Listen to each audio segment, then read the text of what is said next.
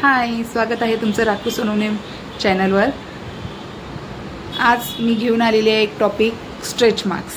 तर stretch marks बद्दल बोलणार आहे आपण। तर खूप मोठा प्रॉब्लेम आहे स्ट्रेच मार्क्स म्हणजे, कारण स्ट्रेच मार्क्स हे आपलं प्रेग्नन्सीमध्ये खूप लेडीजला होतात आणि त्याची काळजी कशी घ्यायची आणि होऊ नये म्हणून त्याच्यासाठी काय करायचं, काय लावायचं, काय यूज करायचं वगैरे मी तुम्हाला सांगणार आहे। स्ट्रेच मार्क्स हे खूप मोठी प्रॉब्लेम आहे, कारण ते किती काही केली म्हटलं तरी होतातच।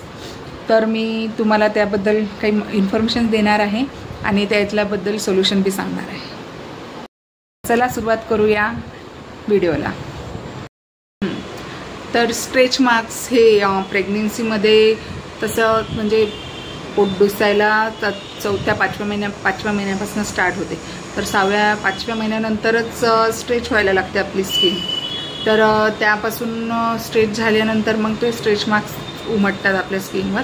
पण जसं प्रेग्नेंट असताना ते एवढे ओळखू येत नाहीत, पण जेव्हा डिलिव्हरी होते त्यानंतर ते एकदम दिसून पडतात आणि ते साडी वगैरे काही घातलं तर खूप घाण दिसतात आणि म्हणजे जास्त म्हणजे पोटाच्या खालच्या साईडनी असल्यावर ते झाकून जातात, पण वरच्या साईडनी असल्यानंतर आपल्याला मग अनकम्फर्टेबल फील होतं आणि कपडे कोणते घालायचे काय वगैरे मग खूप टेन्शन येतं। जेणेकरून ते स्ट्रेच मार्क्स दिसले नाही पाहिजे आणि स्ट्रेच मार्क्स दिसले नाही पाहिजे म्हणून मग आपण सोल्युशन शोधायला चालू करतो। मग ते काही इफेक्टिव्ह होत नाहीत, मग हे प्रोडक्ट यूज करू दे, ते प्रोडक्ट यूज करू दे आणि उगीचच त्याचा काही असर होत नाही आणि आपले पैसे वाया जातात। तर मग मी तुम्हाला सोल्युशन सांगणार आहे सगळे। शेवटी अगोदर आपण बोलून घेऊया। मग सोल्युशन असं की आपण स्ट्रेच मार्क्ससाठी खूप सोल्युशन शोधायचा प्रयत्न करतो, पण कोणता इफेक्टिव्ह आहे? हजारो प्रोडक्ट्स आहेत मार्केटमध्ये की स्ट्रेच मार्क्ससाठी, पण कोणता इफेक्टिव्ह आहे हे आपल्याला माहिती नसतं। आपण एवढे प्रोडक्ट यूज करून पाहू नाही शकत आणि एवढे पैसे पण खर्च करणं परवडत नाही। तर सगळ्यात महत्त्वाचं म्हणजे जेव्हा आपण प्रेग्नेंट असतो तेव्हाच प्रेग्नेन्सीमध्ये मी पण फर्स्ट प्रेग्नेन्सीमध्ये माझं स्ट्रेच मार्क्सचा प्रॉब्लेम होता। तर मला भीती वाटायची की आपल्याला स्ट्रेच मार्क्स येतील वगैरे म्हणून मग मी पण काहीतरी लावायचा प्रयत्न करायची, क्रीम घ्यायची मार्केटमधनं ही याने आपल्याला इफेक्ट होईल काही वगैरे, पण तरी त्याने काही इफेक्ट झाला नाही। कारण मॉइश्चर एकदम म्हणजे 1-2 तासानंतरच मॉइश्चर चाललं जायचं त्या क्रीमचं आणि मग नंतर दिवसभरातून 2-3 वेळा 3-4 वेळा लावावं लागत होतं आणि ते एवढीशी डब्बी यायची खूप महाग आणि मग त्याची क्वांटिटी पण परवडत नव्हती आणि दिवसातून मग जास्त वेळ टिकत नव्हतं, तर मग ते आपल्याला इफेक्टिव्ह पण नव्हतं आणि परवडत पण नव्हतं। म्हणून मग मी माझे ननदबाई आहेत, त्या आहेत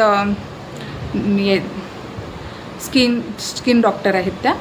तर त्यांना विचारलं तर ते म्हणत की कोणतेही प्रोडक्ट यूज करणं म्हणजे परवडण्याबाहेरही आहे ते आणि म्हणजे त्याचा रिझल्टही म्हणजे तुम्ही कंटिन्यू जर केला वगैरे तर होईल, नाहीतर मग कॉस्टली प्रोडक्ट आहेत खूप, तर मग ते परवडण्यासारखे नाही आहेत आणि त्याचा रिझल्ट पण मग नंतर काही दिवसानंतर मग आपल्याला असं वाटतं की रिझल्ट नाही आला आणि आपले पैसे गेले।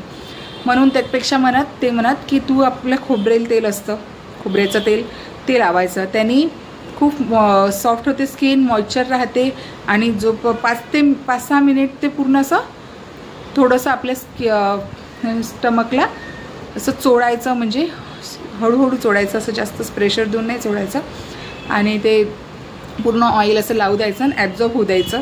दिवसातून 2 ते 3 वेळाही केलं तर ते इफेक्टिव्ह आहे असं त्यांनी मला सांगितलं। तर मग मी ते केलं आणि मग खूप कमी प्रमाणात मला स्ट्रेच मार्क्स आले त्याचे। मी बाहेर मार्केटमधले प्रोडक्ट यूज केलं होतं, पण ते यूज केल्यानंतर मग त्याचा काही एवढा असा रिझल्ट वाटला नाही। पण जेव्हा मी त्या ताईंनी सांगितलं मला की खोबरेल तेल यूज कर, तर मग मी केलं आणि आता सेकंड प्रेग्नेन्सीमध्ये पण मी पहिल्यापासून खोबरेल तेलच यूज करत आहे आणि फर्स्ट प्रेग्नेन्सीमध्ये मला त्याचा रिझल्ट वाटला म्हणून मी सेकंडमध्ये पण मी बाहेरचं कोणतंही प्रोडक्ट आणलेलं नाही आहे। मी खोबरेलचं तेल आपल्या घरी अवेलेबल असतं तेच लावते आणि तेच खूप इफेक्टिव्ह रिझल्ट आहे, तुम्ही ट्राय करून पाहू शकता। तुम्हाला व्हिडिओ आवडला असेल तर नक्की लाईक, शेअर, कमेंट करायला विसरू नका। थँक्यू।